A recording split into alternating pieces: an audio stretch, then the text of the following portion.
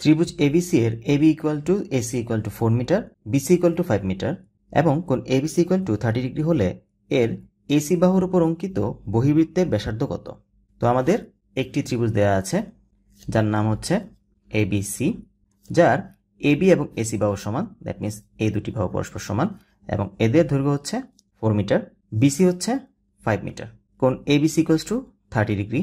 আমাদের এসি বাহুর উপর অঙ্কিত বহির্বৃত্তের ব্যাসার্ধ বের করতে বলা হয়েছে। তো এসি বাহুর উপর অঙ্কিত বহির্বৃত্ত হবে দেখতে অনেকটা এমন।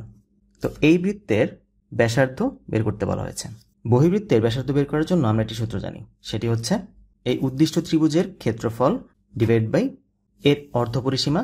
তো আমরা যদি পরিসীমাকে ধরে নিই এস, তাহলে অর্ধপরিসীমা হবে এস ডিভাইড বাই 2 মাইনাস যে বাহুর উপর বৃত্ত সেই বাহুর দৈর্ঘ্য, দ্যাট মিনস এসি। তো এখন প্রথমে ত্রিভুজ এবিসি এর ক্ষেত্রফল বের করা যাক। এখানে আমরা দেখতে পাচ্ছি এবিসি ত্রিভুজের ক্ষেত্রে দুটি বাহু দেওয়া আছে এবং এদের অন্তর্ভুক্ত কোণ দেওয়া আছে।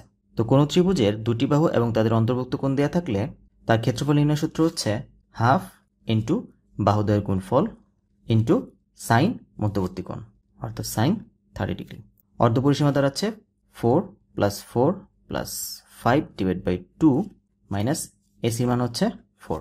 তো এখানে আমরা ক্যালকুলেশন করলে পাবো 2 metre. That means correct answer হচ্ছে ডি।